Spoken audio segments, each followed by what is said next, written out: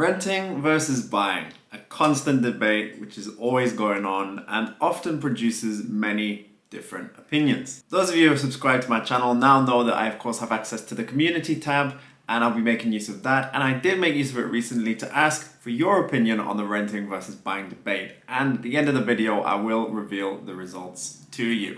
But before that, I'm going to explain to you the pros and the drawbacks of both renting and buying a house. And then at the end, along with the results, I'll give you my take. So let's get right into the video. Welcome to Millennials and Money. My name is Johnny and thank you for joining me for this video. Now, just to clarify what I mean by renting and buying. So renting is when you make use of someone else's property and you pay them an amount monthly to be able to stay in that property. And buying is when you purchase the property, whether in cash or by leveraging a mortgage, and that property essentially is in your name and you are the owner of that property.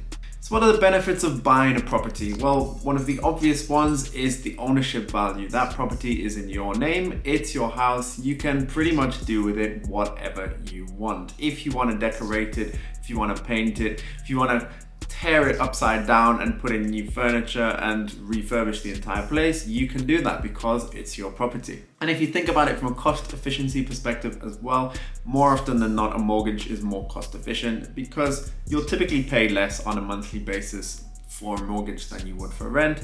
And depending on whether your mortgage is 10, 15, 20, 30 years, whatever, your payments stop after that point in time. So once your house is paid off, you no longer have to pay monthly payments to the bank. In addition, those monthly payments that you make are going towards building up equity in the house. So it's not like your money is going into someone else's pocket, which is a major criticism of rent. Another point to make regarding the cost efficiency of a mortgage is, let's say you take out a fixed rate mortgage. So you have an interest rate which is fixed. That means you'll essentially make the same monthly payment over the course of the mortgage. If we take into account inflation here, that essentially means that over time, money depreciates in value. So if your mortgage is, say, $500 a month today, then $500 a month in 10, 20 years is not going to be the same. It's going to be much less. So the value of your mortgage debt essentially decreases or becomes cheaper, if you want to look at it that way. And finally, houses over the long term generally appreciate in value. So when the time comes to sell your house, or if you're just holding your house, then the value of it will increase and your net worth will in theory increase. And if you sell the house, then of course you'll likely make a profit from it as well. Assuming of course that you've held it over the long term and that this general rule of house price appreciation continues. But you get my point. Now there's some pretty major strong points for buying a house. However, you do need to keep in mind the following two potential drawbacks.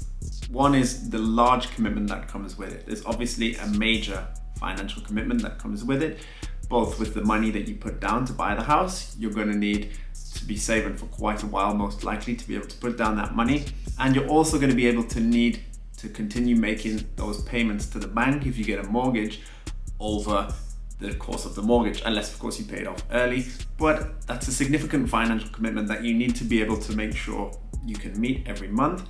Otherwise, your house is at risk of being repossessed. And because that's such a large financial commitment that you need to be able to continue meeting, you may feel less able to make certain life choices, such as moving to a new city, moving abroad, changing jobs to something that maybe doesn't pay as much as before because of that financial commitment that you have. And there is a way around it. Of course, you can sell the house or rent it, but again, that's your house and it's not as easy and it's not as straightforward and quick of a process as is with renting, as we'll see in just a minute.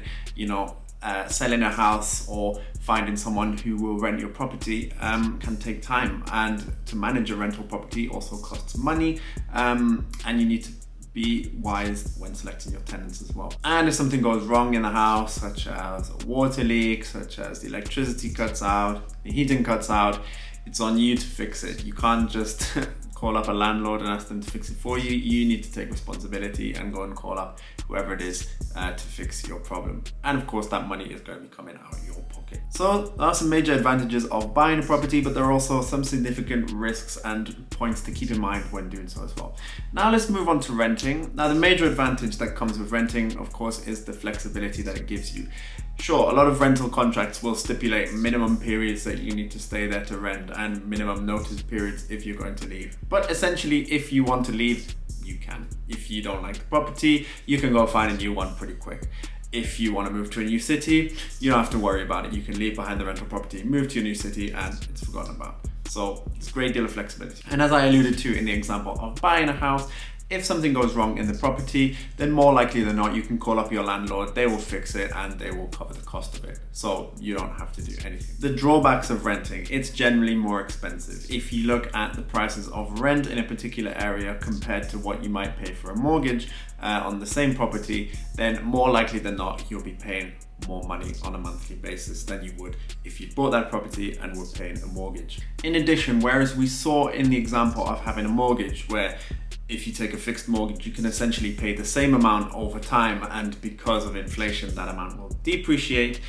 In the case of renting, your rent could be susceptible to increase on an annual basis in line with inflation. So you don't get that advantage and you don't get that increased spending power that comes with having a fixed rate mortgage, for example. In terms of within the house as well, because it's not yours, there is more likely going to be more rules around it, whether you can decorate, whether you can't, whether you can have a pet in the property with you as well. Because you're renting as well, it's quite possible that you might be sharing the property with other people as well who have their own rooms, but you may all have to share the common spaces together. And some people don't like that. So I thought I'd put that one in there as well. So what's my take on this whole thing? Honestly, I think it really depends on what your situation is at a particular point in time. I understand both the advantages of renting and the advantages of buying property. So my take is that over the long term, I think buying a property is more cost efficient and better for your financial situation due to the ownership benefits, the cost efficiency that it produces, and the fact that at the end of however long your mortgage is, if you have one, that property is yours and you can most likely sell it on for a profit as well. That said, if you're a young person and you're trying to travel around a bit, get international work experience, if you're not quite sure exactly what you want to do, where you want to be, then there's absolutely nothing wrong with renting and taking your time and allowing yourself that flexibility while you make that decision. And of course, even though you maybe don't have the same saving capacity while you're renting, you can still make it work, as you'll have seen from many of the other videos on this channel. So honestly, nothing wrong with renting, but I do think that buying a property over the long term is the better option.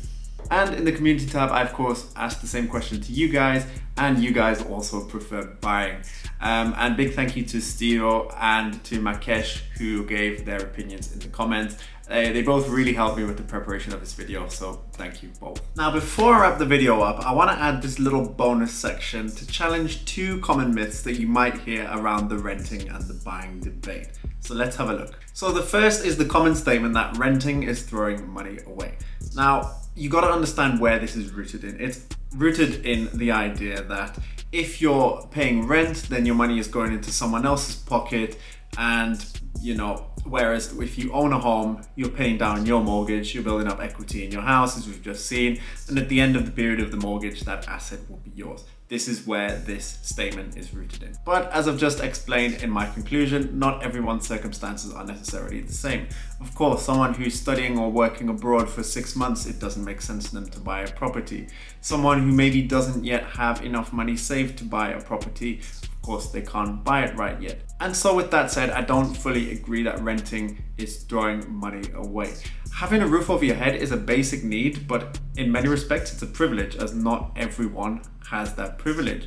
And you should never feel bad or feel like you're throwing money away to have a basic need, such as having a roof over your head. At the same time, there's a lot of people who rent who would like to be able to buy their own property, but for whatever reason can't or haven't just yet. And many of them, as a result, may feel discouraged, they may feel demotivated, they may feel like they haven't lived up to the expectations they had of themselves or for what they wanted in life. However, I'm currently reading a book by a Spanish psychologist called Rafael Santandreu, which the book in English would translate to The Art of Not Being Resentful.